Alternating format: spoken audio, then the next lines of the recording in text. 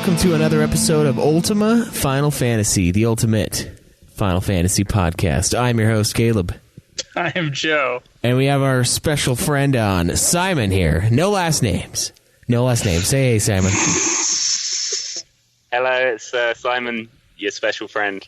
Yeah, that's right. He's been supporting us on Patreon for a while now, and we finally got a chance to sit down and talk some Final Fantasy, so this will be pretty exciting. You've been kind of bugging us for like months and months to get a good time, and Joe and I have been sort of dominating the Final Fantasy games and other media for the last little while, and we finally decided, you know what, it's time to do another Patreon episode, because it's been like, I think it's been a few months since we did one, and if we're going to be ending weekly shows in May, I mean, we're gonna have to catch up on doing all you guys' episodes. So it's awesome to do, though. We always have a lot of fun with these. My favorite thing about it is, of course, stumping Joe or you, depending on whose Final Fantasy prowess wins out at the end of the day. Of course, that'll be at the tail end of the podcast. But before we get into that, you know what, Joe? Have you started Final Fantasy Fables? Chocobo Tales? I have not. I have, however, charged my 2DS. Oh, that's good. That's a good start. Mine is actually dead right now, but I did turn it on. Yeah, I charged it. I just barely got it yesterday. So I drove into Utah, and I went and got a whole bunch of my stuff. And that included many of the things required in order to finish up this podcast. So, yeah, I mean, kind of going to get ready for it. I think we said that we were going to do 3 weeks on this one.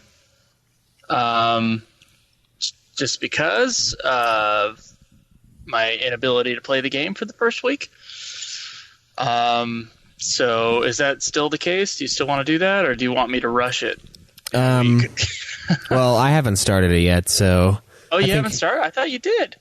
Well, I mean, I did, but I haven't actually saved anything, so I consider that not started. Whoa, what? I haven't saved my game, so I just turned it on, went, and then just turned it off. Because I didn't really do anything. So it was like a 1 minute sort of deal. Yeah. Okay. Hey, Simon, have you ever played Chocobo Tales? Yes.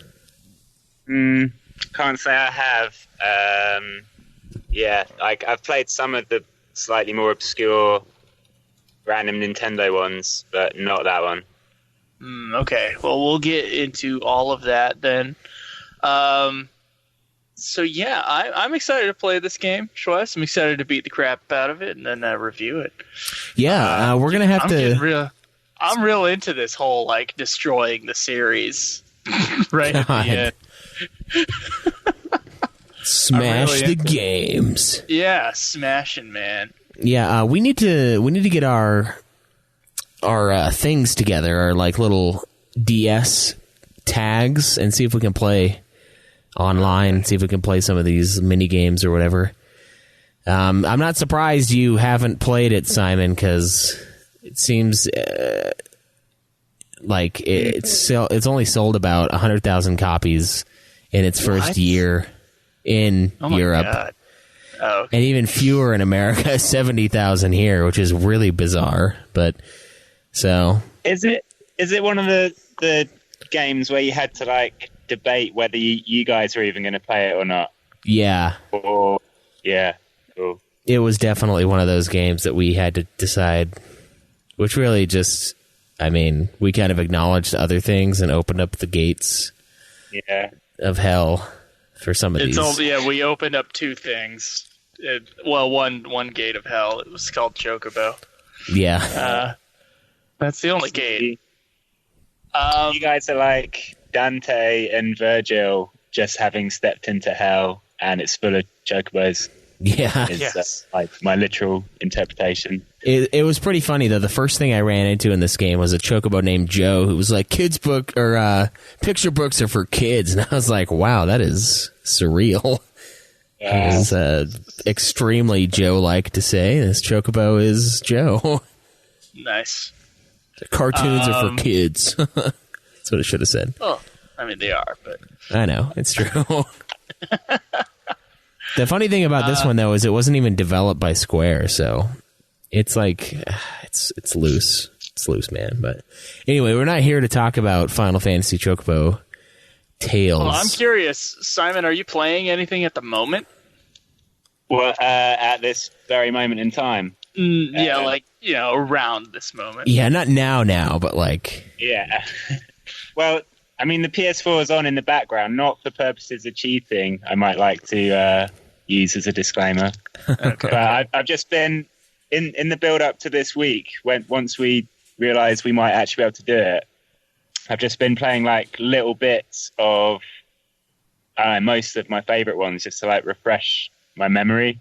Mainly 7. Like, I did a new restart of, like, a 7 playthrough on the PS4 port recently, and I'm at where like you're out of Midgar, Cloud's telling his story where he still thinks that he's someone else, and yeah, like I'm gonna guess it's okay to not preface things with spoiler warning and stuff like that. Yeah, but, like, we're fine. Yeah, you know where you are. Yeah. So a little bit, but just like dribs and drabs, like even little bits of like Final Fantasy 15 Comrades. Just remember that's like quite a fun combat system, just for short bursts. And I still want to get to the end of Nier Automata like properly, but it's going to take a while. Yeah, that's a side game. Yeah, that's a good one though. That's a good one. Have you? So I heard they're dropping the Comrades trophies. Somebody messaged me a little while ago and was like, "Dude, you better get these because they're doing a standalone game." So, yeah, those are going to be gone forever. That's cool. They do have it almost down to a fine art. Like certainly Square Enix, but it just seems like the Japanese in general, just like seeing how successful a story is and then just like gradually building on it as much as they can, just because that's what people keep asking for. So do you think it's an improvement? Tell us about that. Comrade specifically, or I mean FF15, because we played the base game and then we didn't touch it again. Yeah, Curious. I mean, how do you feel about the game as a series evolution and then as an evolution in itself? I think you guys got basically you summed it up very well in the review with the base game, because that's the version that I played as well, I think, before they started adding like Royal Edition, which apparently adds just some extra touches and that extra dungeon. But I think it's a good game. It's not necessarily the most like complete story. It's a bit like 8 in a way, where just some people are going to remember it as being amazing and some people are going to be like, oh, well, but what about this and that, and that contradiction thing. But I think as a whole, it felt promising for the future. Okay, that's an interesting way of seeing that. It's like a Final Fantasy VIII sort of legacy to that game. I can kind of see that. I mean, I guess I like 8 and I like 15, so yeah. Now I know where I stand.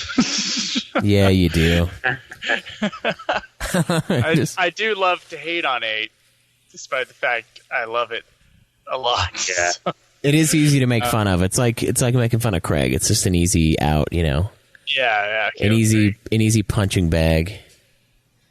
Yeah, I mean it's such a large punching bag, you can't really miss it. Exactly. Anything. Yeah, it's 3-4 discs long. You know, there's plenty to beat on. Right. All right, Simon. So let's talk about your kind of Final Fantasy journey. When was the first time you ever even heard of a Final Fantasy game, and what made you pick up your first one, and what was it? That whole kind of story. We want to hear it. Okay. Well, like a lot of people who have spoken to you guys on this very podcast, it starts with Final Fantasy VII. and I was like 10 or 11, and I used to read PC Gamer and get the demo discs that came along with the magazine.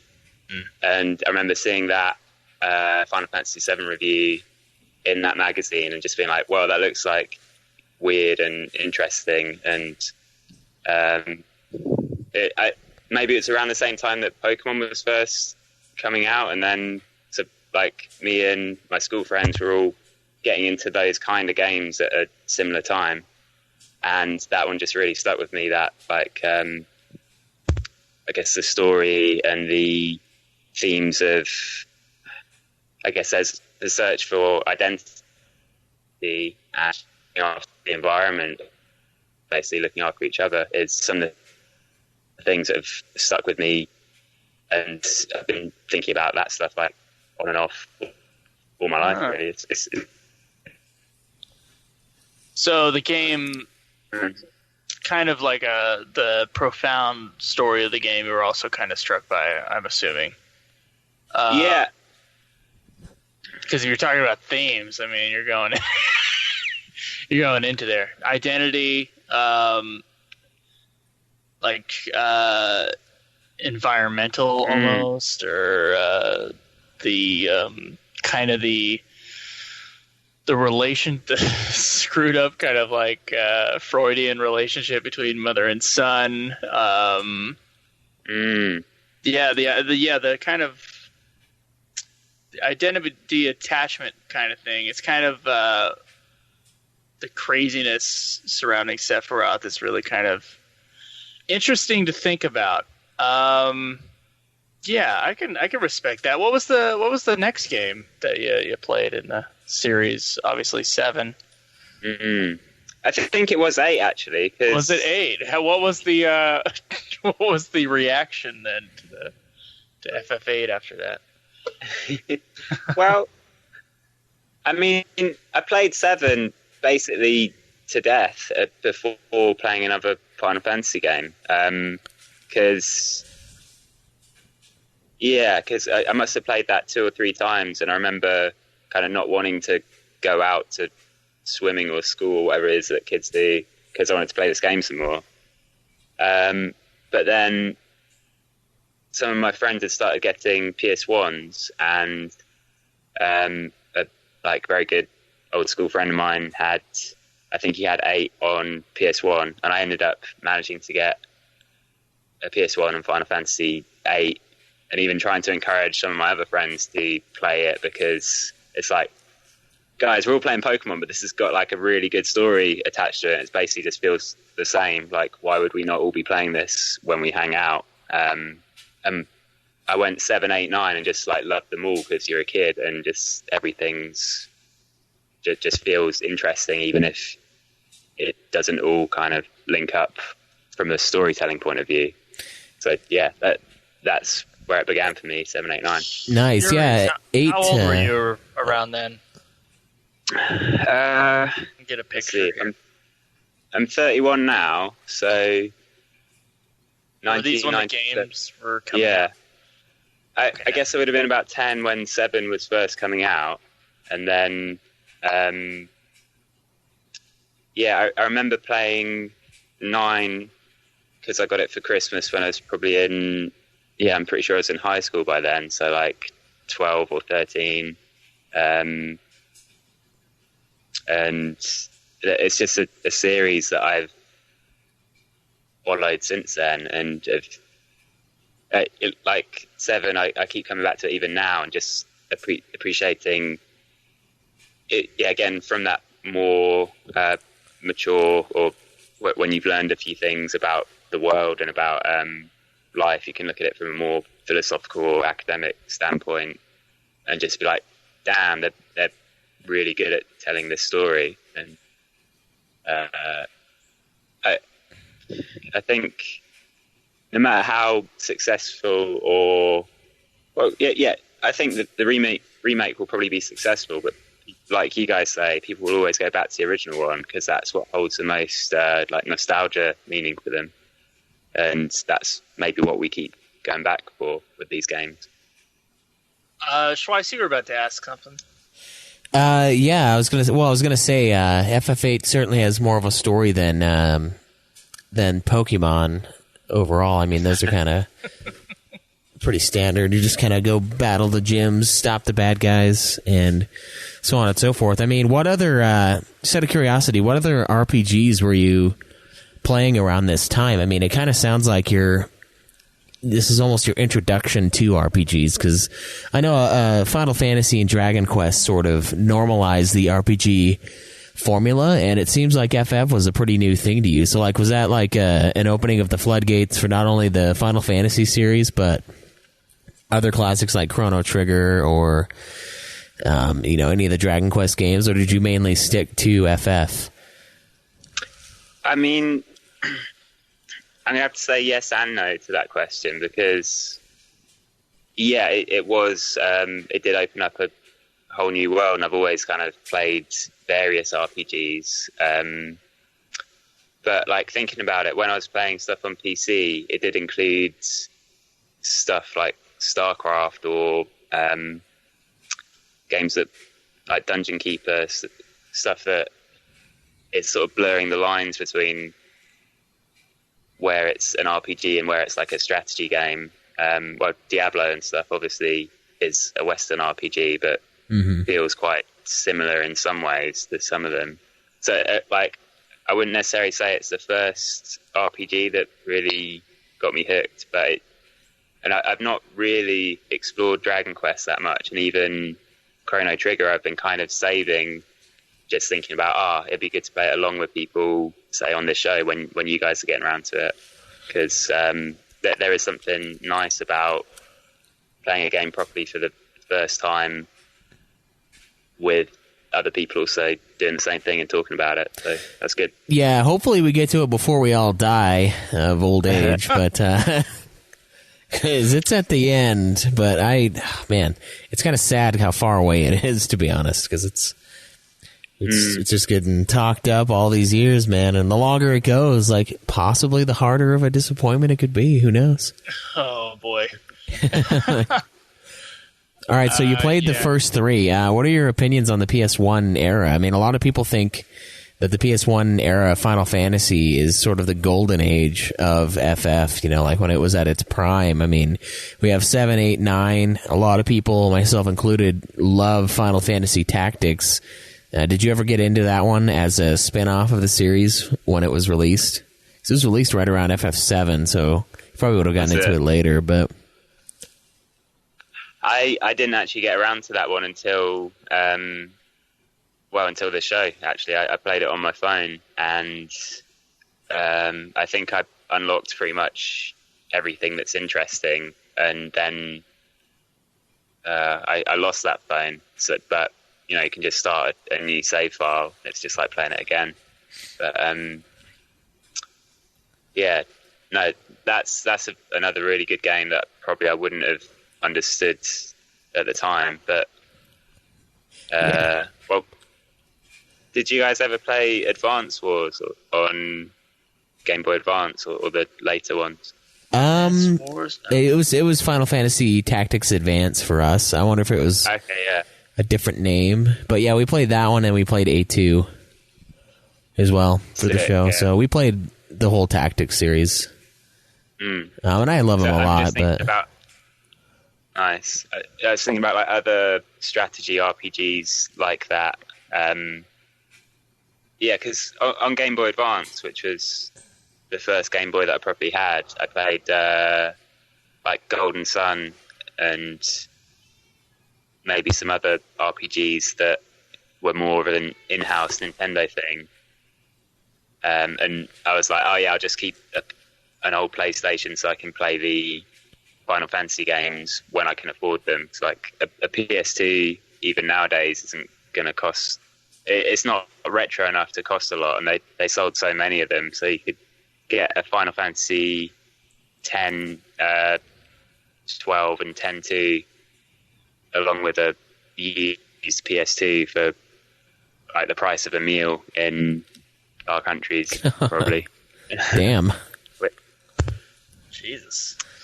So that's the way I used to, like, especially as a student, you just get used to playing old games and maybe treat yourself to something new when you can afford it. And that's where I feel quite lucky that most of it's all available online nowadays.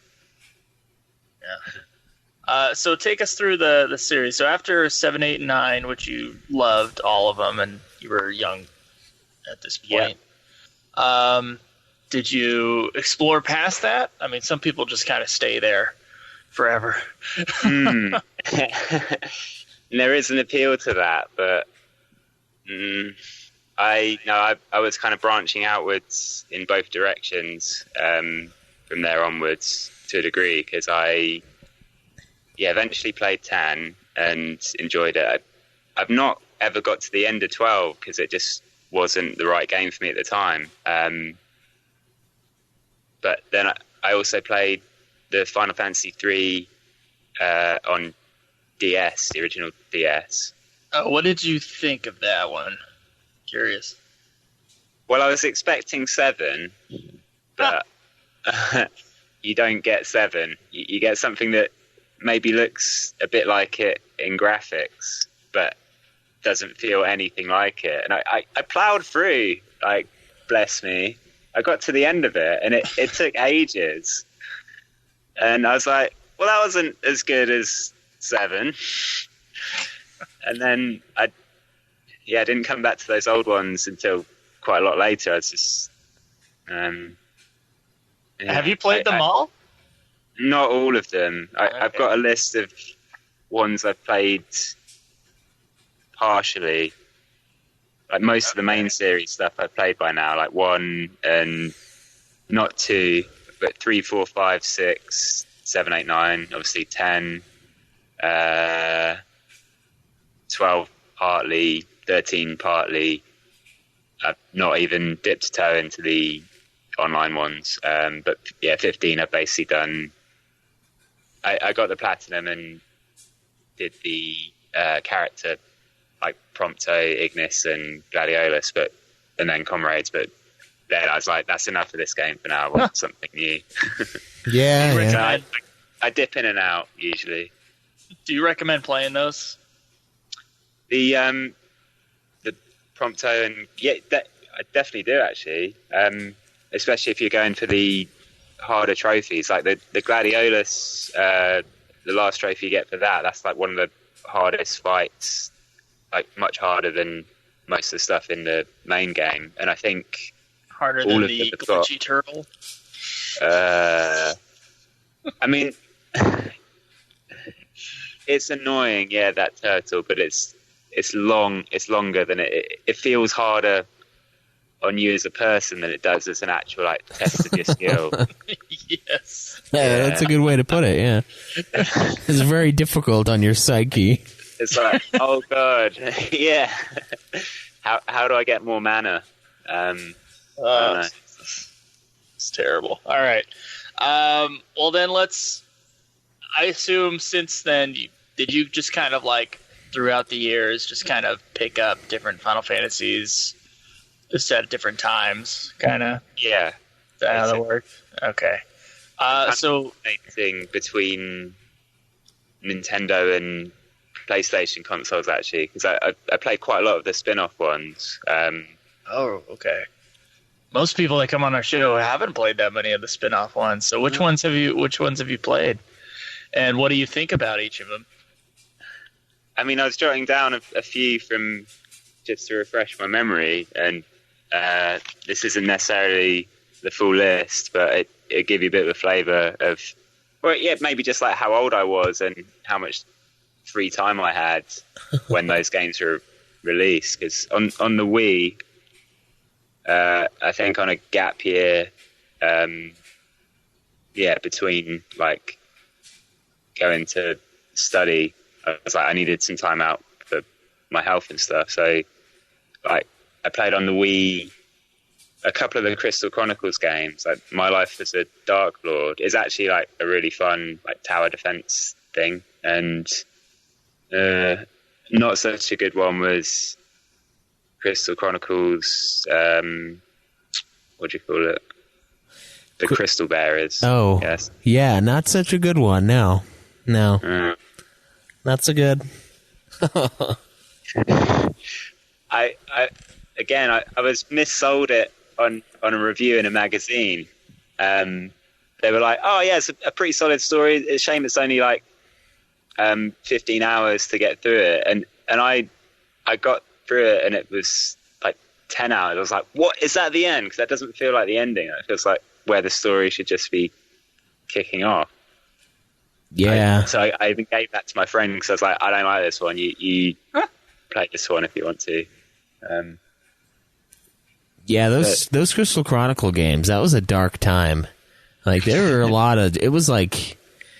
I don't know, man. It was like trudging through, like, waist-high mud with, like, my rifle above my head and just, like, people shooting at me the whole time. I'm just trying to get to the other side of this embankment, and, like, everyone around me is just getting blasted, and I'm just fucking trudging on through this waist-high mud, going, like, half a mile an hour, just praying to God I make it to the other side. That's a very interesting metaphor.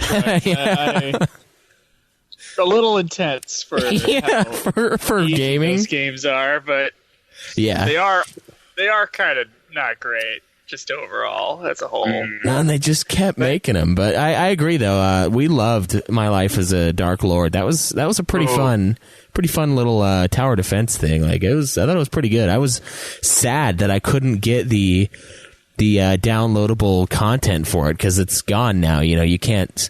It's so dumb. You can buy stuff. You can buy full games on the Wii Store now, but you can't buy any downloadable content on the Wii Store. And I totally have enough to buy some of those optional zones and play it, but it's just not. The servers are down. So that was one of the like moments where I was really kicking myself.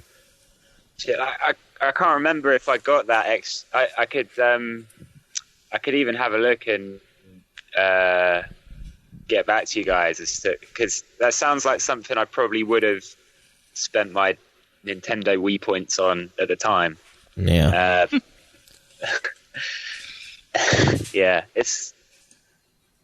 I'm not going to start talking about data files and... Well, I played a couple of them on an emulator before, because I didn't have an option. So I don't mind saying that, considering this is just a bunch of people talking to each other about stuff they like. So what are some of the... Okay, so you play Crystal Chronicles. What are some of the other ones? How you guys like to say it? Theater rhythm, or theater rhythm. Fun differences in our English languages, but I played both of those games. I didn't hear a difference. I'm sorry. Say theater rhythm. It's like theater rhythm. We'd say, "I'll go into the theater," and then it's like theater or something. How do you say it? It's just a different stress. Yeah, that's it. But like theater rhythm. Theater. Yeah. Yeehaw! We try to say it as much like Brad Pitt's character in Inglourious Bastards as possible. Oh yeah, that's it. Good old Western cowboys shooting up the Nazis. Well, right. I called it Theatrium for like months on this show because I misread it. I didn't realize theater rhythm. Theater rhythm. It's Theatrium. Yeah, that's the original Dude Kime right there. Except for mine's even sadder because if you just look at it, it's like, oh. Do we need to play both of them or just play Curtain Call? Yeah. See, I got part way into Curtain Call, and it does feel quite differently. It does feel quite different but gameplay wise, it's all going to be the same. Perhaps my recommendation would be see how you're feeling by the time you're reviewing the first one, and if you like it, then play it. It's still fun, and they add more to it, just like they do with. I think they even added all the bonus download content songs for the really hardcore fans, but just in the Curtain Call like set. If you like the gameplay, just keep playing them or come back to it. You've got options, I guess. Let's see. Now we only put Curtain Call on our list, so we don't have the original one on our list. And the reason I think it's because we were told we didn't need to play the first one because the second one covers it. Get the same Probably thing. Does, because I was playing the original when it came out. There's cool stuff that happens for like the Street Pass on 3DS. So you could even get a high score on a certain song and then put that as your player card, and then there's these like randomly generated song like as extra stuff that you then swap by. So it's like there's no point trying to do that stuff now when that game is just it's like a retro item. So people aren't using it that way, I wouldn't expect. Okay. So yeah, I would just go with Curtain Call if that's what you were already thinking of doing. All right. You know what? We will. I think it has all the same tracks too, from what I was looking at, if I remember correctly. So we'll get to experience it. It's a big game too, and it's so weird because like now that we're out of the main series, it almost seems like we have a bunch of these weird like offshoots, you know. And I mean, I know that's exactly what it is, but like each one of them seems so different from the last. Like the Crystal Chronicles series is nothing like the Tactics series, which is nothing like Vagrant's story, and like it's just all these fun new experiences. And even if they're not that fun, it's like, well, you know, at least it was something different. At least it wasn't another, you know, turn-based RPG, which we love, of course, but it's nice to have a change of pace. So you played yourself some of that one. Did you ever? And you mentioned Final Fantasy X-2. How do you feel about X-2? You know how we kind of feel about the X-2 change. What's your opinion on that one? That's another one that's kind of semi-divisive in the community. Yeah, and I understand why. I've not actually played it. Like I've seen, I've got the remaster they did on that's on PS4. So I've had a little look at the intro video thing again, the notorious feel good anthem that you guys like. Christ. I'm glad you can't make it through it. That gives me hope for the world. I'll probably get round to it just with the volume turned down for most of it. Well, if you turn down in a dark room where no one can find you, see you playing this game, then you got to hide it under your mattress like porn when you were a kid, you know.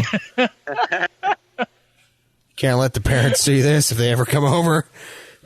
That's That'll it. be the end. That's ringing so true for me right now. Like, I could try and explain to you, but like it would take ages. So let me not get into that story. I believe it. I believe it. Ooh, I bet you do.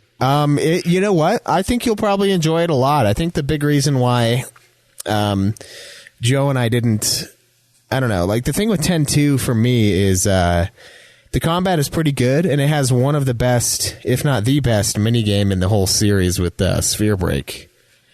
But the game's battle system is done so much better in 13-2 and Final Fantasy Lightning Returns. And I know you said you've barely touched 13. It sounded like you hadn't really completed it.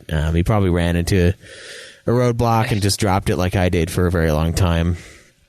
But those kind of make 10-2 irrelevant. But go ahead.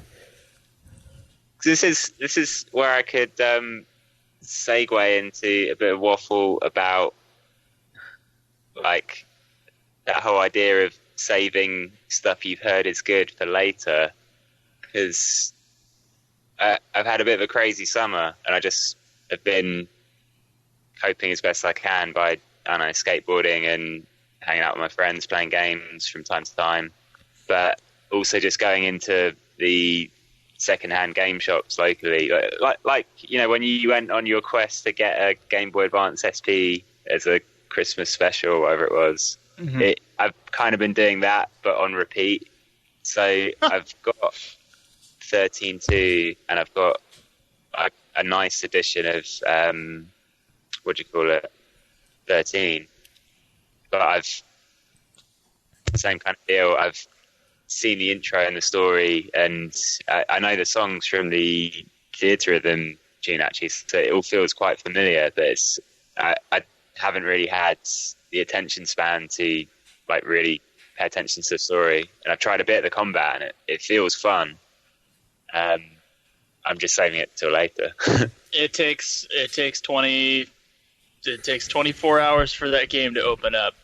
Yeah, it's ridiculous, but and then you can basically turn your brain off and have a lot of fun instead of like trying to mud your way through, sludge your way through like all the insane amount of story that they just bombard you with in the beginning. So I feel like on the attention span thing, like it's not even so much that you don't have the attention span, it's that you don't want to have it for that. It's just too much. Like Final Fantasy IX even feels a bit like that, as my good buddy Adam was pointing out to me. It's like 9 feels like quite a slow build. Like there's a lot of kind of intriguing stuff, and if you've played all the others, I guess you'd be seeing all the references. But as I'd only played 7 and 8 at that point, I didn't get any of that. I was just experiencing it as a kid does. But when I've tried to play it again, I've been like, when does this game get like properly crazy and like good combat again? It's like, maybe about 20 hours in when you've actually figured out like crafting stuff in that game. You can tell that would be an Ito game, and 12 is an Ito game, because it's all about kind of setting up your good system and then getting through it quickly, maybe. Yeah. So now I'm wondering, did you ever play the 7 spin-offs, like Crisis, Score? No. Oh, that's interesting. Why did you decide not to play those? I think it's that thing of,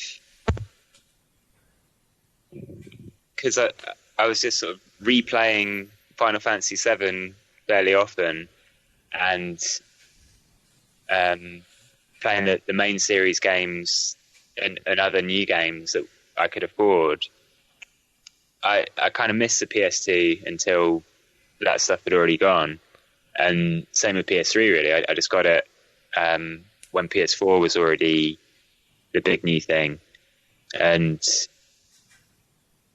so at that point, I kind of missed them. 7. Basically. I've read a lot about it. I've read a lot of like people's theories on the internet, and it's even kind of worked its way into songs that I've written. Well, me and my friends all grew up playing those games, so we talk about it quite a bit. It's like we've all got our theories, and we made friends over that game. I've got like a tattoo of 7. Oh, really? And yeah. What's the tattoo? What's the design? It's it's the logo. So like that's on the meteor thing, but then with Cloud's Buster Sword. Like Craig Ridley, who works in Brighton, just down the road from me.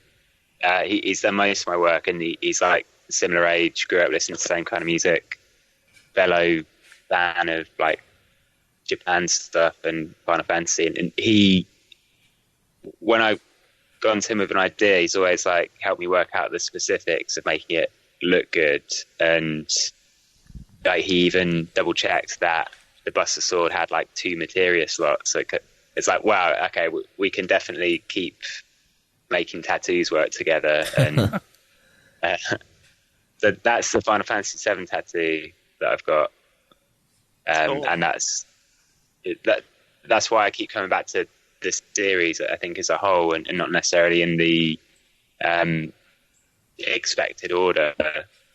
But I read about stuff when I think it's interesting. Yeah, so it almost sounds like part of you doesn't want to experience the 7 stuff because you don't want to sort of be shown, like, I don't know, it's almost fun to leave it as a mystery. And that's something that I've complained about with some of these spin-offs to these series and these games that I've seen. Like, Or even like in pop culture with like the Solo film for Star Wars, it's like there comes a point where you kind of almost disenchant the original game by feeling the need to explain every little thing that's sort of left in the shadows and left for speculation. And I think there's a lot to be said about pieces of media that don't explain every little step of the way, and it kind of leaves it up to the reader or the consumer to sort of interpret that. So to me it almost seems like the reason why you haven't done Crisis Core, other than the initial reason of like, oh, I couldn't do it, and like the PSP has been dead for years, and like I just don't want to do it, is like maybe you guys have your own idea of what the story, what happens before the game, what happens after the game. So you don't really want to muddy that up with subpar games, especially with the Dirge of Cerberus. You don't really need to play that. Don't worry. It's funny, you were talking about like disenchanting and like explaining things. You don't get anything. Like it doesn't help. Yeah. So really, at the end of the day, go play them because you already know what you know, and it's not going to change anything.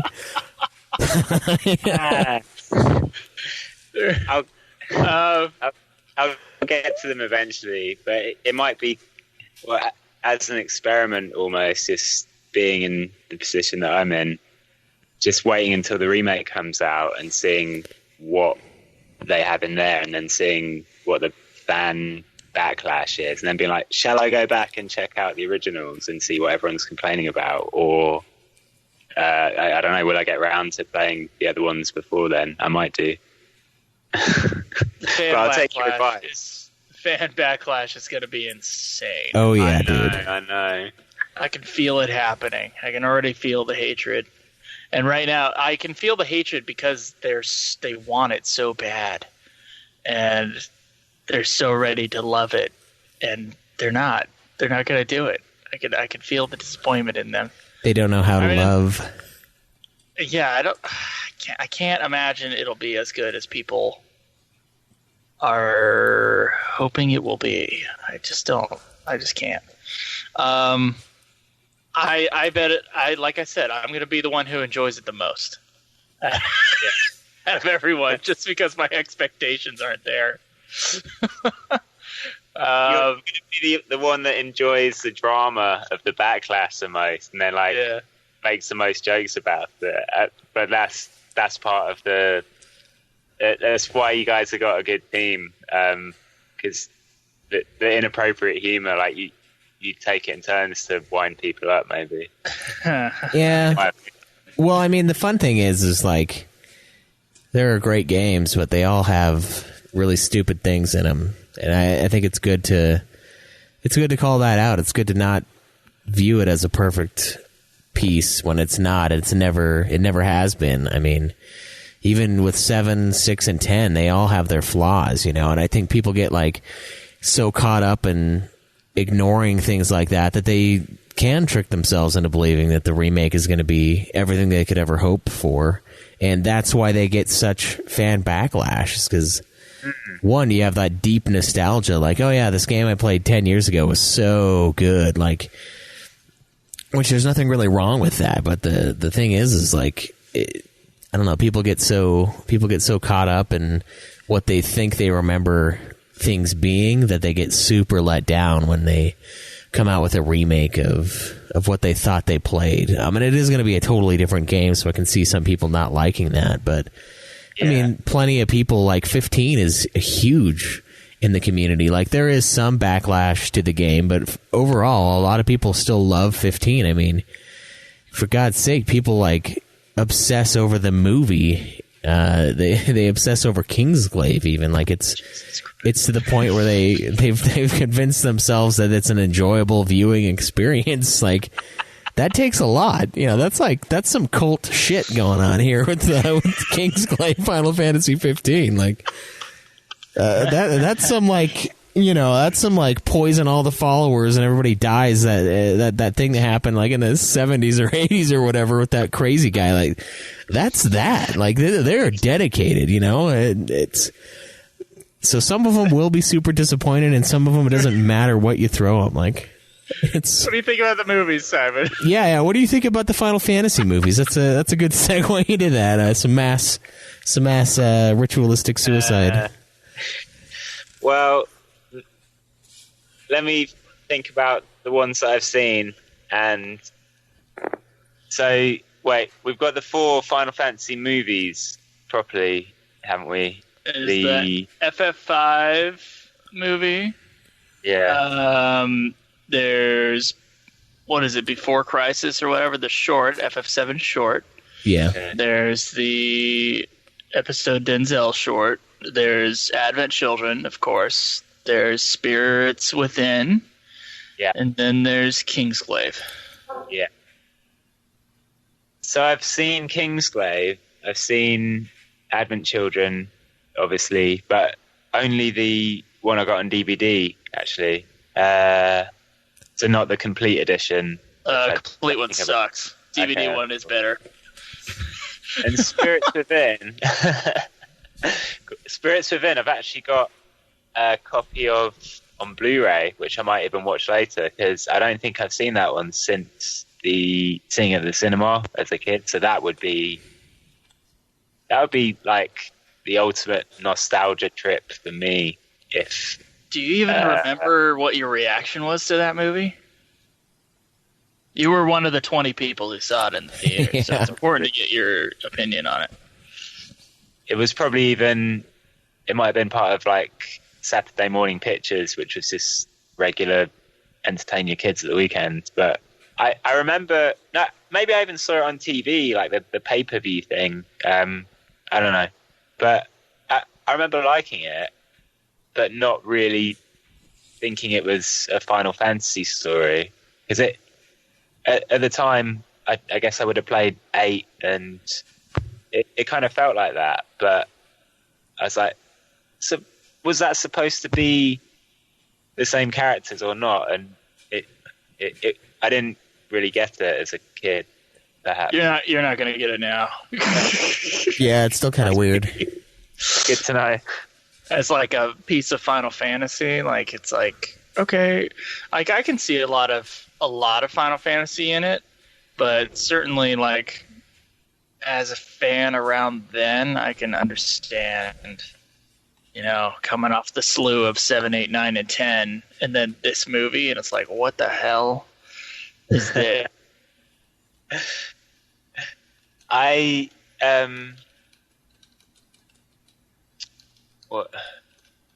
forget what I was going to say, which doesn't really matter. Oh, the last story, yeah, because you guys decided you're going to play that one, I think. I played that. The last story. Yeah. No, we're not going to play that one. We're playing Bravely Default and Bravely Second, I think. Oh, yeah. Last one. I've played Bravely Default, and that one's actually really good. And Bravely Second, I've been putting off. I will play that one as well. Yeah. Because the Bravely Default, it feels like the perfect streamlined turn-based Final Fantasy, but like on 3DS. So it's quite like neat and just feels the best of both worlds in a lot of ways. So yeah, we've heard good things. Certainly, I'm excited to get to it. So let's. I think it's about time we go through. Do you got your rankings ready? I do. Sweet. So we'll have you go through your rankings, and let's have you do it from bottom to top. So like Sounds worst good. to best, and then give us kind of your hot take on each game, as well as you go through it. All right, that's cool.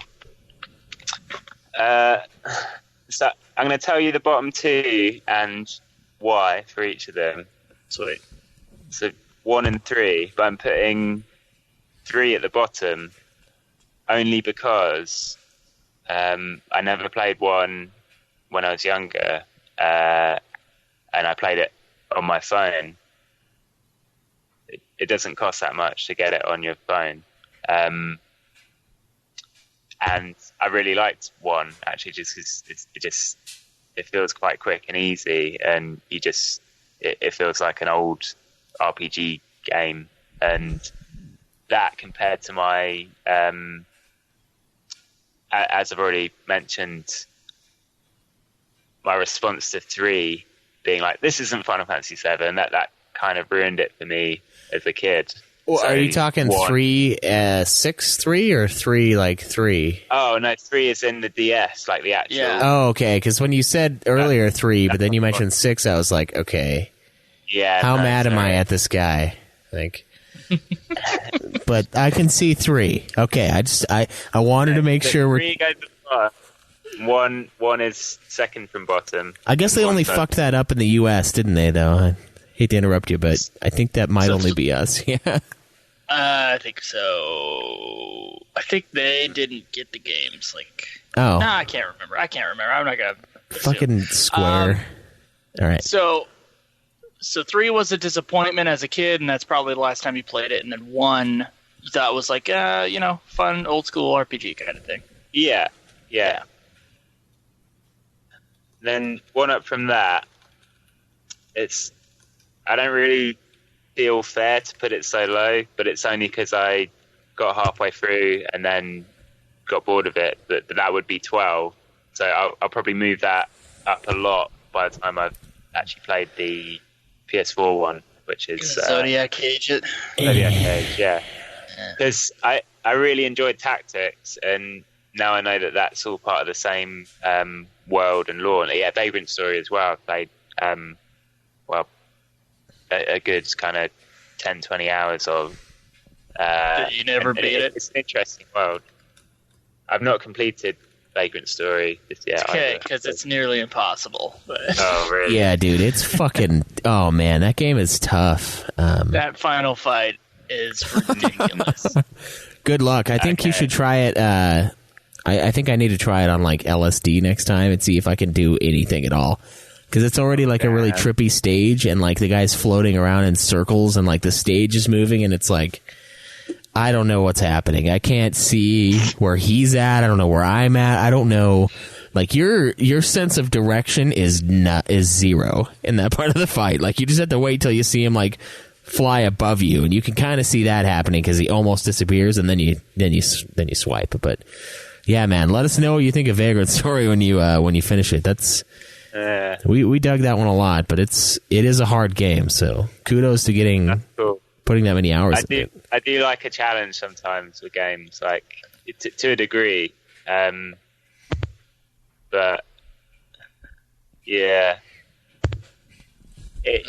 I like what you said about it being some kind of trippy experience, and maybe I'll practice my mixed message.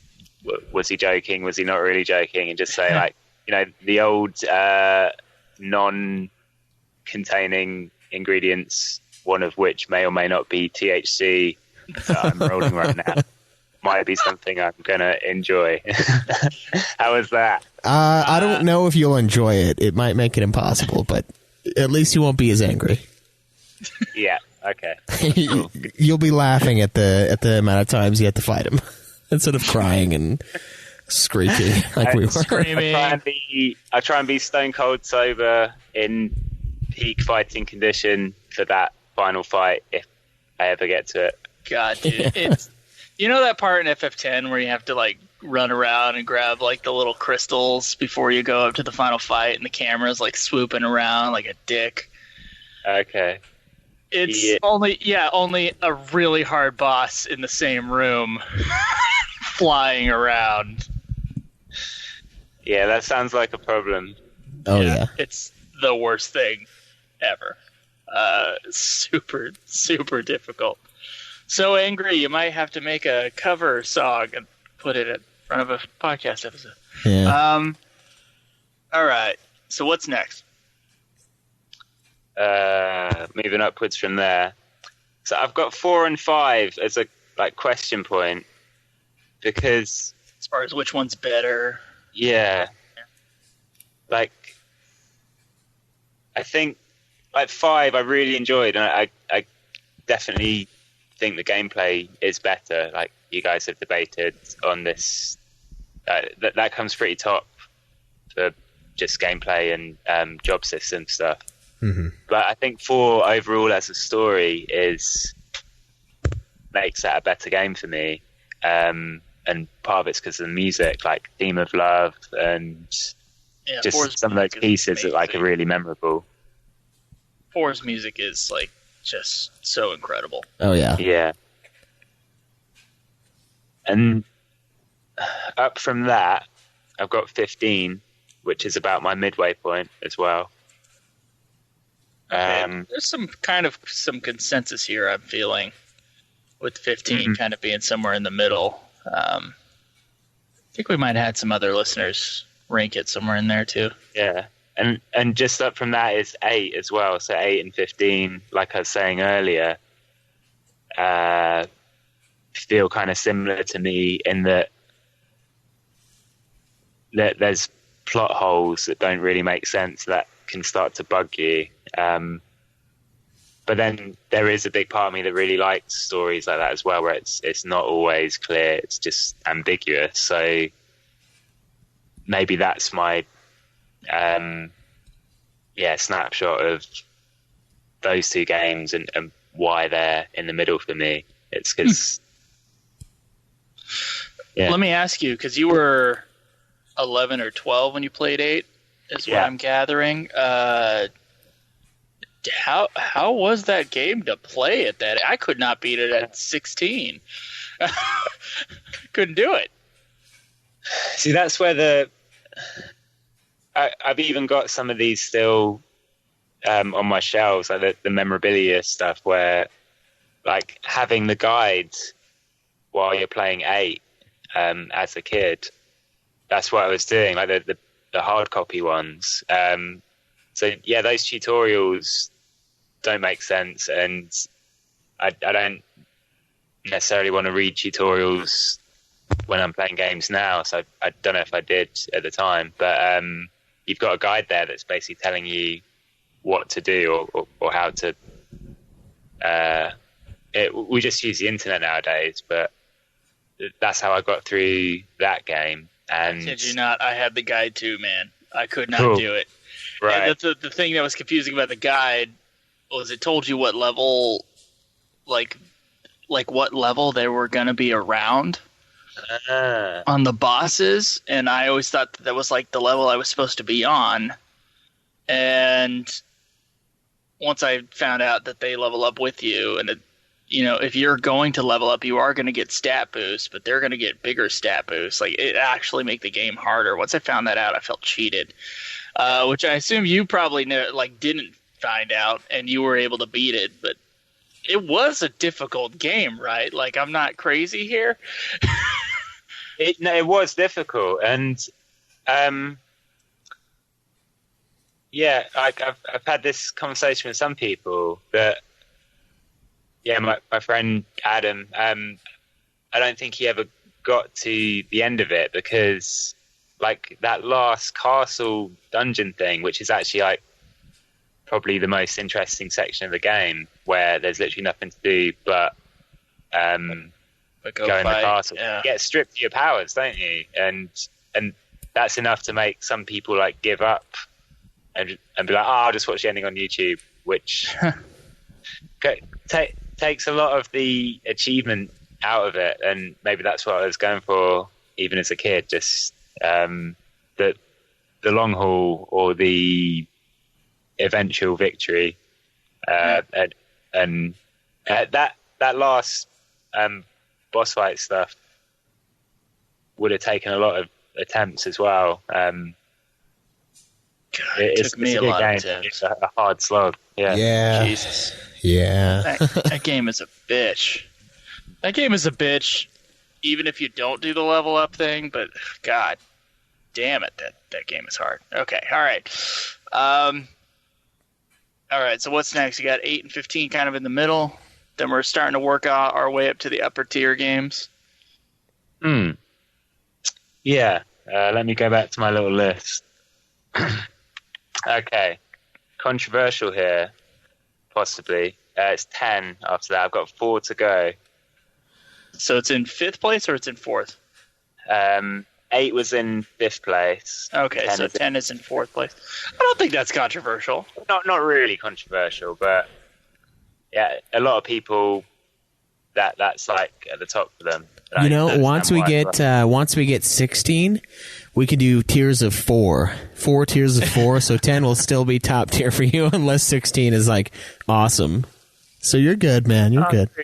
I got high hope for 16 though. Yeah, for the game that'll come out when we're like old men. Well, yeah. Maybe 10 more years, baby. That's right, 10 more years. But yeah, I do too. I'm looking forward to the future. But all right, so FF10 number 4. Yeah. What are your overall thoughts on FF10? Overall thoughts on 10. It's got its strong associations for me, which are like I'm one of those people who quite regularly just like go to sleep with game soundtracks on because it's just like soothing, and like the more I've listened to the music of 10, the more I've been like, yeah, I really need to play that game properly again, because I think I did most of the stuff. I didn't. In Europe, we did get the the Dark Aeons and the extra like hard super bosses. I didn't beat all of them, but I gave it a fair shot, and I didn't necessarily like the game as much at the time. But I think, even listening to the podcast, where your podcast where you review that was a process for me of remembering, how interesting that story is, and like sort of the spiral nuances that they're kind of weaving in there. The themes, going back to the idea of themes. Yeah, I love the story of 10. Certainly, there are things in the gameplay that are lacking. the bosses, the super bosses, and the Zen motto or whatever being kind of ridiculous, and the mini games being atrocious. But it's the story, and I like the gameplay as well, and like the battle system. I like. It does feel really quick and smooth. So those kind of like are what set 10 apart in my mind. Especially after 9, they'll slow down. 9's combat was like you get into 10 and it's like you're doing like Slayer triplets after listening to some, Josh Groban for the last 5 years. It's like, yes, so fast. Another interesting metaphor from Schweiss. Okay, so your top 3, I know what they are, but we'll see what order they're in. What's number 3? Cool. Number 3 is Final Fantasy 9. Final Fantasy 9. Okay, that's a great game. So a lot of people put it as number 1. When they're putting it way up there. I love that. Yeah.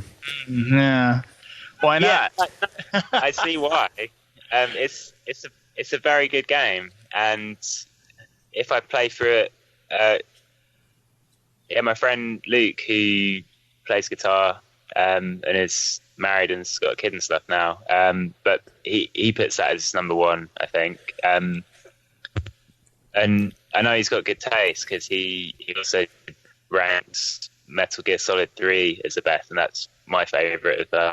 Because it's just like the old school vibe to it. Out of the 2 Metal Gear Solids I've completed, I agree. Yeah, cool.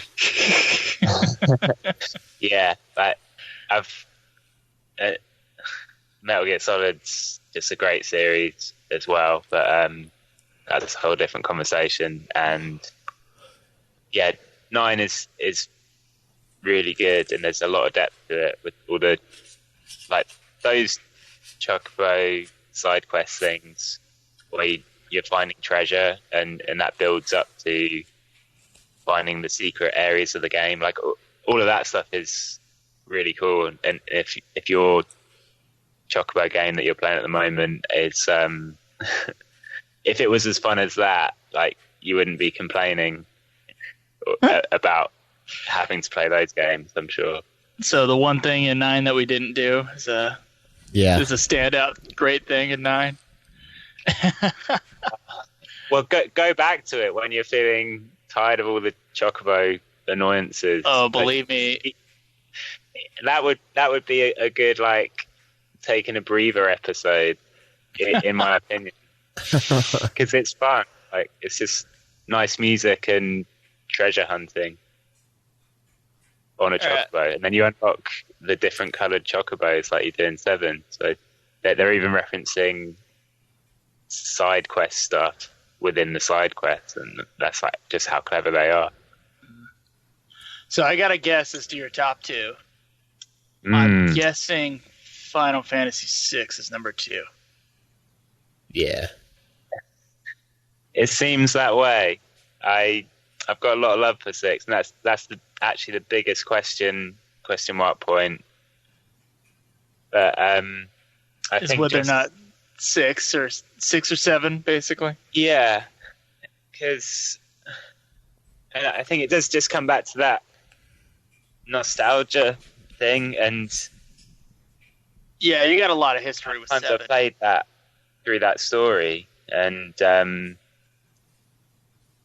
well, even weird stuff like, you know how you guys talk about how when you play Final Fantasy VIII for the first time, you're supposed to fall in love with Rinoa. And did you ever kind of name Rinoa after your girlfriend and then name school as your own name, like that kind of thing?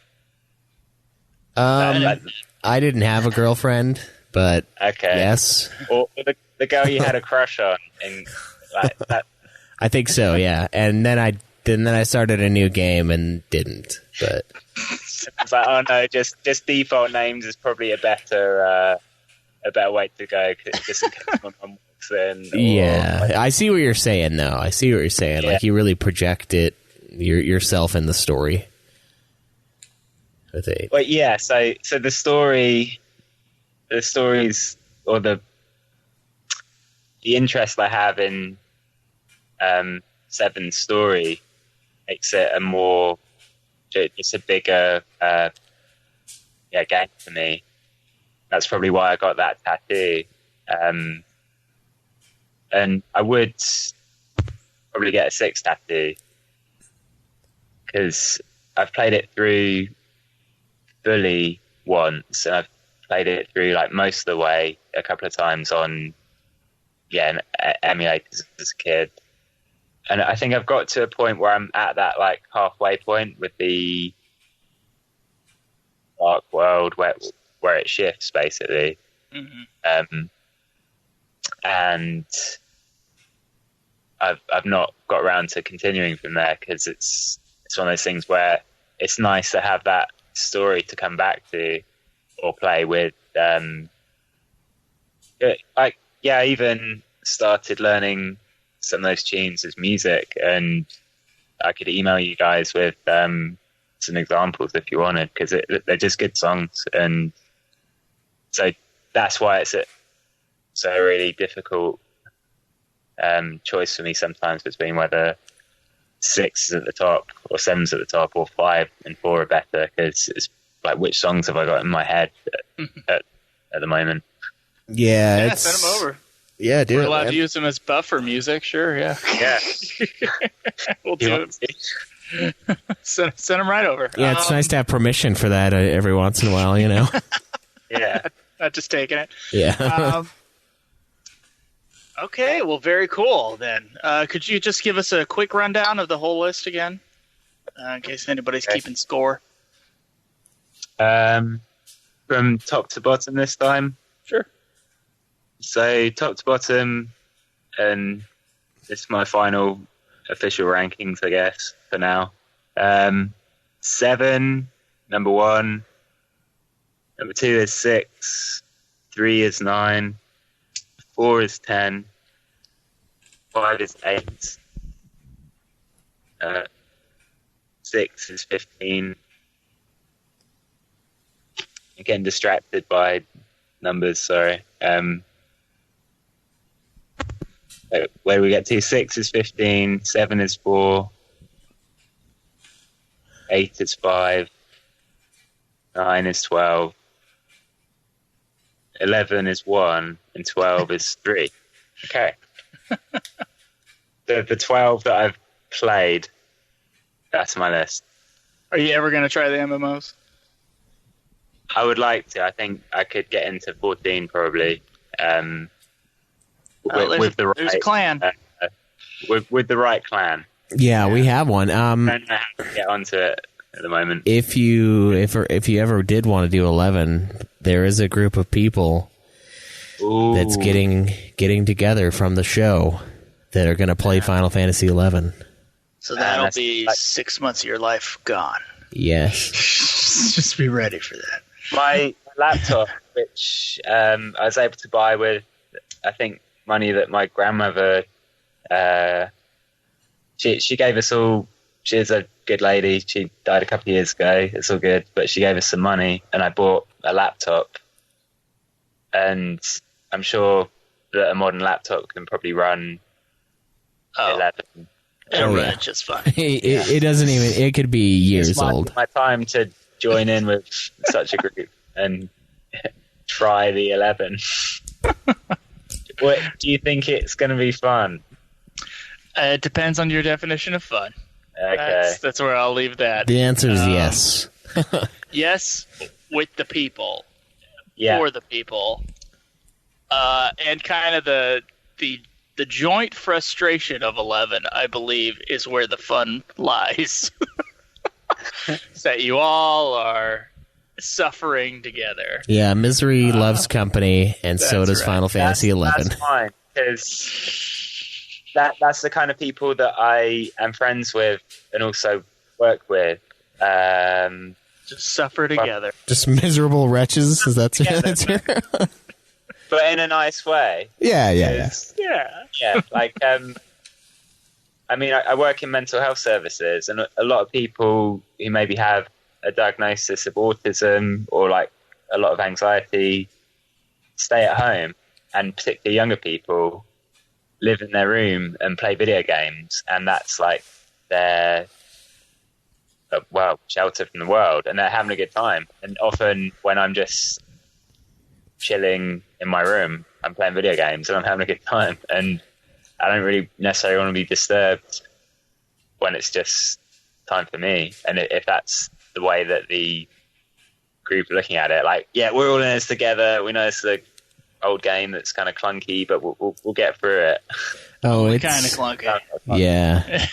Dude, you will want to cry the first little while. The clunk is real. And it's okay, because I was like ready to quit, man. I was like, I can't do this.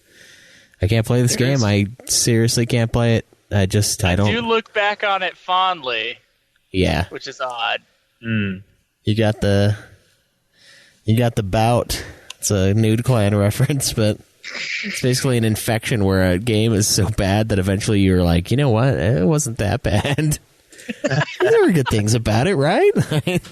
And it's not that 11's bad. 11 is a lot of fun. 11's not bad. It is punishing, though. Yeah, it will make you hurt if you don't do what you need to do. It'll make you hurt anyway. Yeah. It'll find a way. Yeah. You pay. All right. Well, we got your rankings. I guess it's time for Stump the Host. Yeah. Real quick though, if you do want to get in on that group, the guy is at True Hoax on Twitter. I don't think I've seen you on Twitter, but you could always join and get in touch with him. And he's kind of gathering some of the Ultima clan who haven't played 11, who are interested in playing 11, and he's kind of setting out to play it next year. I'm not sure how long of a time frame he's got, but yeah, if you want to play with other people, that'd be a great time to start. So if you just get in touch with him and see what's going on. If you want to knock out 11, because 14, you can play 14 anytime. You know, it's going to be around for a while. But 11, who knows? I mean, it's even now, it's not its true form. It's so much easier than it used to be. But yeah, I think it's a good time to experience it. Anyway, Stump the Host time. So my favorite segment of all time basically is Stump the Host. So 5 questions. Our lovely guest gets the first stab at the first question. If he doesn't get it correctly, Joe will then get a chance, and then back to you for one final go. Best out of 5 wins. Just before we start, just before I forget this thought, could I make a quick mention to my good buddy John, who I've done like one podcast thing before. It's called like coffeeandpsychosis.com. You can find it, and it's all just like you guys for free, and it's just people talking about mental health stuff, and it's good. He's got stuff on YouTube as well. But yeah, like now I can focus on this battle of wits and memory. Yeah, no, you're good. We always psychosis. Yeah, Copy and psychosis. Coffee Any other plugs? Yeah, that's a good name. Yeah, that's a good name. Yeah, we usually let you plug anything that you're in. So yeah, that's cool. Totally awesome. That's a great name, though. I like that. I like that name a lot, actually.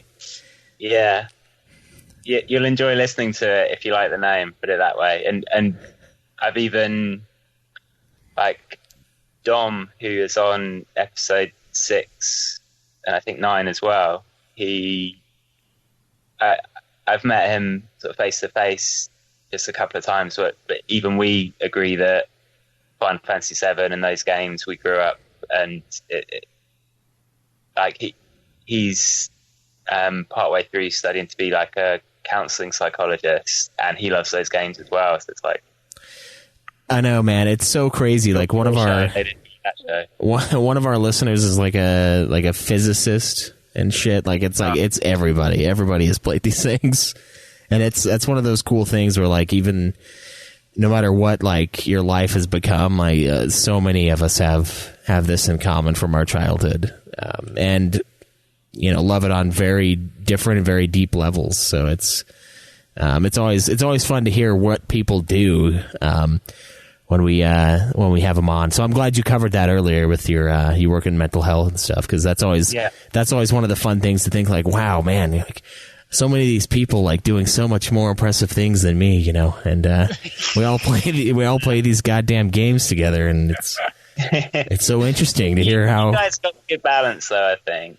Like, well, it seems like it. Like, you've got this, which to me sounds like the same as I do when I'm playing in a band, or just it's like what you do for fun, and then it makes going to work, paying the bills worthwhile. Like, It's something to look forward to. Yeah. It's definitely like a band sometimes, though, with the clashing for sure. But but at the end of the day, it is a lot of fun. So it's definitely good. Anyway, stump the host. So first question to Saimer. Simon, Jesus. Sorry, I was looking at the to the old Saimer. That's your Saimer. Yeah, that's my super Irish Scottish nickname for you. So, how many different Bahamut summons are in Final Fantasy VII? I am fucking sorry, man. I'm sorry. Oh, okay. There's 3. It's Bahamut, someone else, and Bahamut 0, I think. Is that right? Yes, there are 3 Final Fantasy VII Bahamuts, and it's 0, Bahamut, and then Neo Bahamut? Yeah, Neo. I think it's Neo Bahamut, yeah. So, I can do my 7 questions, probably. All right, well, unluckily for you, that's the only one. But you got 1 point, so you're up 1-0 on Joe. Joe, your first question. Yes. What is Ramza's last name in Final Fantasy Tactics?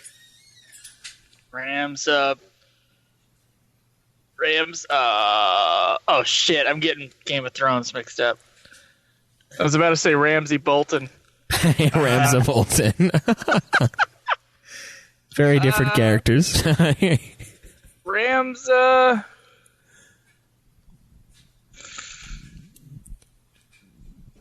No, can't think of it right now. I can only think of Ramza Bolton.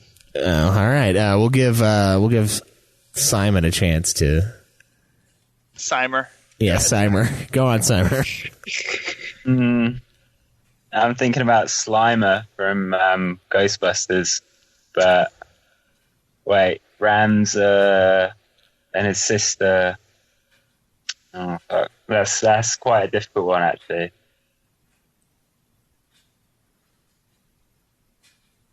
Because you said Game of Thrones, I'm thinking about the Starks. It's not Ramsay Stark. Yeah. It's Sansa Stark. Yeah. There you go. There's a link. Ramses Stark. That's good, yeah. I don't know. Schweiss, I think, reflect on that one. All right, so his last name is Beowulf. Beoulve. Oh, that's right. I wouldn't have thought of that. Yeah, that's a toughie. It's a toughie, especially in a non-voice acted game. Because I don't even know if that's how you pronounce it, but that's how you spell it. So, all right, Simon. I think I went off on that name being bullshit before. Yeah, I think you have. Yeah. Yeah, it's like a cat sound. All right, Simon. Saimer. Question number 2 for you. What year was Final Fantasy II released? Ooh. That's a good one. 1988? Yes, correct. I was going to say, if you didn't get it, Joe was going to. Yeah, see, I could talk to you about 1987 and 1988 because I was born in 87 and 7, so yeah, I would have been 10 years old. And then 1988 is basically a bunch of people in my school year who would have been just born in the summer because, we start school in September and then finish in the for the summer, basically. So, that's basically my age group, and maybe that's how I was able to remember that. There you go. Damn it. Yeah, that's good, man. Good job. So, Joe, question number 2 for you. What is the name of the witch who has a cave in Final Fantasy 1? Matoya. Yes, Matoya. Good job. So it's 2-1. Saimer 2, Joer 1. So, 5th question. This is a chance to tie it up if Simon doesn't take the win. What is the name of Vagrant Story's main character? Vagrant Story. Well, I remember Sydney is the one. He's that's like the evil guy from the intro. Yeah, he's chasing Sydney. Yeah, it's another generally female name. Don't do that. Hush. Be quiet, Troy. Just for now, I'm going to give it a pass because I don't think I'm going to remember it. So I'll give you a couple more seconds here. Schweiss is going to have a tiebreaker. Okay. Nah, it's right there. I can't get it. You just go for it. It's Ashley Riot. Yes, it is. That's it. I might have gotten part of it, but it's a cool name, though. Yeah, the thing I remember is when I made fun of Sydney's line where he was like, "Chase me, Ashley Riot, chase me," and I was really laughing at that when I saw it in that game. Yeah, that's why I remember his name more than anything. You got a tiebreaker, or do we need to pause? All right. So the tiebreaker for today's episode. Whose question is this? Yeah, whose question is it anyway? No, it's going to be it'll be Simon's. Okay. All right. What is the name of the god in the Final Fantasy 13 or in Lightning Returns Final Fantasy 13? I know you haven't played that one, so you're probably boned. I haven't. So, I could take a random stab at names they like, because like Ultima's obviously a theme, and I'm not going to be able to just get it. So, show us, Joe. Come up with another tiebreaker, Schweiss. I cannot remember for the life of me. All right, his name is Bunavelza. I remember main. it being like some ridiculously weird long name. I know. At least with the newer games, we get to hear him say it, so like you can kind of, I don't know, understand the name a little bit, I suppose. All right. I think I've asked this one on the show before, but what's the main baddie in Final Fantasy X-2? Which also, no, you know what? That's not fair because Simon, he's already told us he hasn't played Final Fantasy X-2.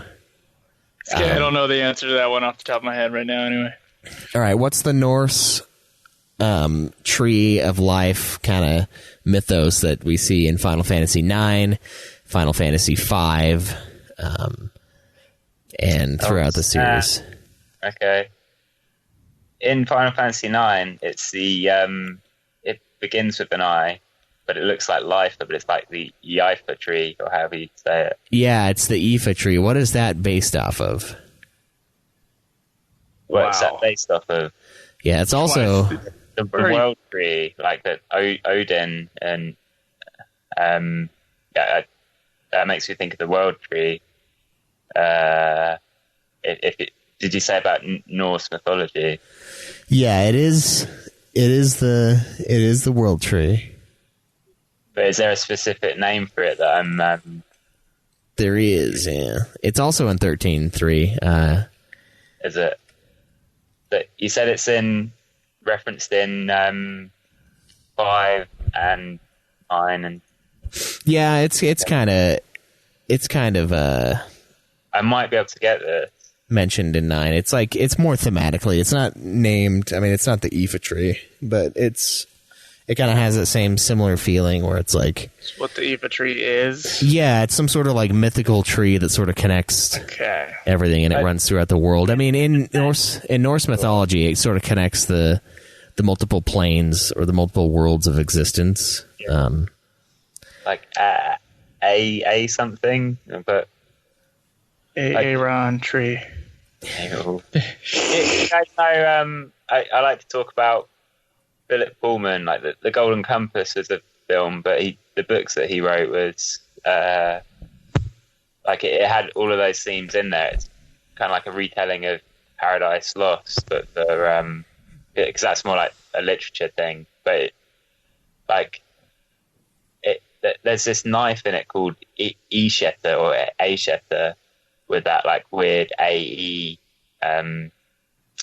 symbol at the beginning of it, and it basically means like God killer, because they don't kill God, but like it's one of those weird stories that's drawing on so much stuff, and it's all on Audible, I guess.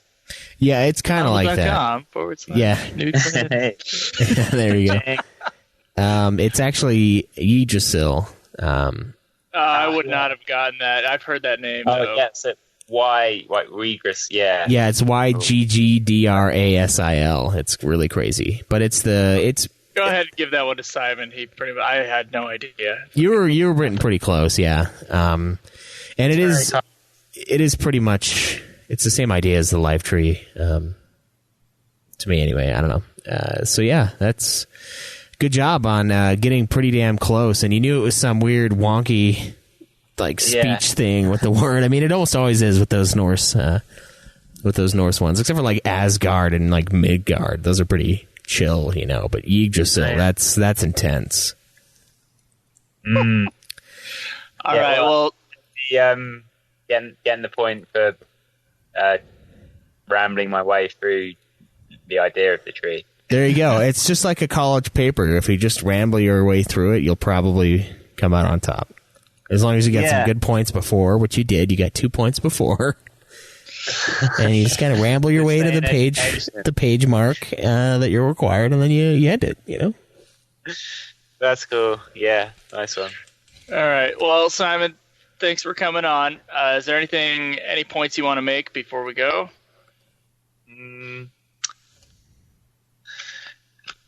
Well, Final Fantasy is a good game, and a good series, but games are just basically good to play, which is that's.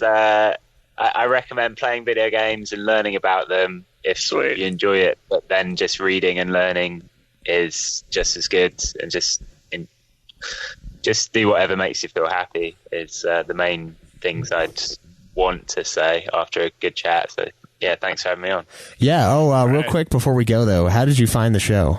We're always curious about that. Yeah, it was the classic thing of just being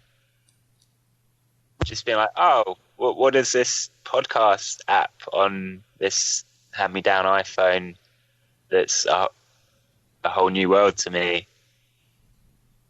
What happens if I type Final Fantasy VII into this podcast app? And then your show's one of the ones that came up, and I was like, oh, that one sounds interesting or looks interesting. It's called Ultima Final Fantasy. I was like, yeah, I'll go that one. And then I enjoyed your guys' take on it, and classic thing of mostly listen to reviews, but then find yourself listening to the ones where you, like you guys, just waffle on or chat shit, however you want to put it, and the in-betweeners. In-betweeners. I like the chat shit. That's a good one. Let's just do a chat shit episode today.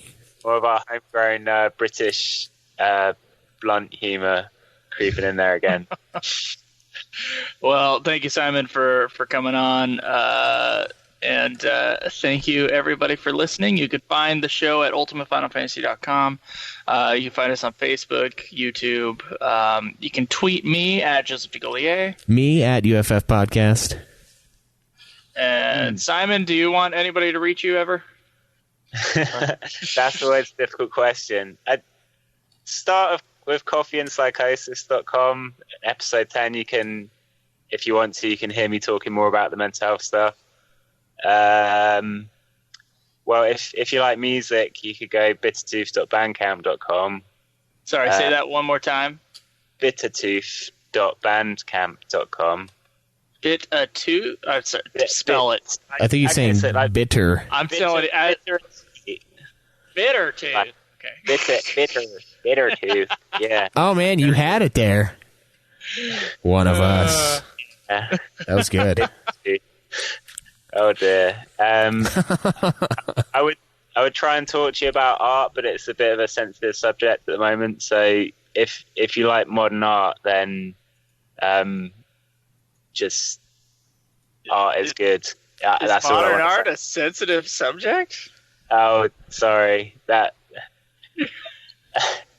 you guys ever been arrested? No. Well, yeah. I kind of got arrested recently, so now I'm getting into well, it's just another chapter of my own story, so it doesn't really matter. But okay. Now you are a man of mystery.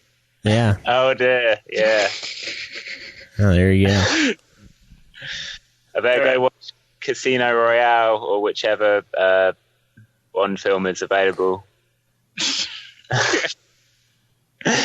Should we leave it there? Let's leave it there. Yeah, let's do it. All right. Yeah, thanks a ton, man. We're fun, guys. We'll keep talking, and yeah. Take care.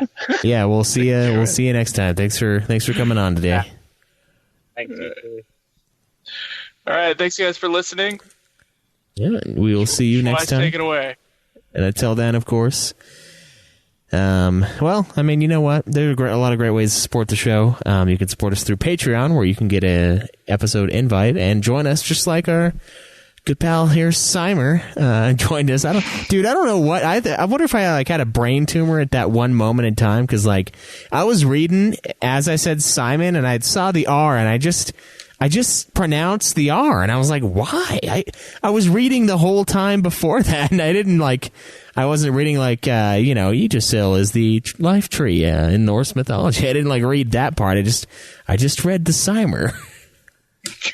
God, I gotta go get that checked. But anyway, Saimer bets. Yeah, that's right. Brain tumors aside, please follow us on YouTube. We need to get up to date on the podcast episodes there. It's youtube.com/Ultima Final Fantasy.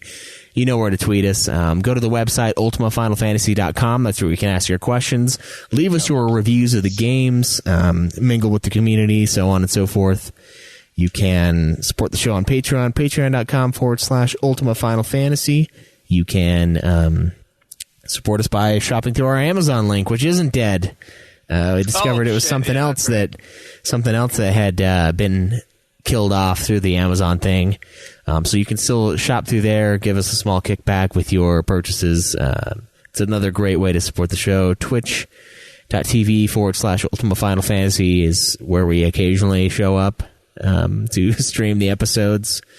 And that's another way you can support us by using Amazon Prime's Twitch sub. And yeah, that's pretty much it. But also another great way to do it is to just leave us a review. Those go a long way to help the show, and it's always nice to hear your little stories. And we want to hear more Final Fantasy stories, and we encourage you guys to email them to us at fffanatics123@gmail.com. For those of you who we won't have or haven't had on a Patreon episode who kind of want to get their FF stories out there, on non-Patreon episodes, we'll try to read at least one of those and kind of connect with the community a little bit more. And it's kind of fun to see the themes of, like even with Saimer today of, I started with 7 like almost everybody else, but it's always fun to see where you guys started, where you ended up, and everything in between. So please send those off if you so desire, and we'll read them on the show. All right. I guess that's it. Yeah. Till next time, guys, enjoy the grind.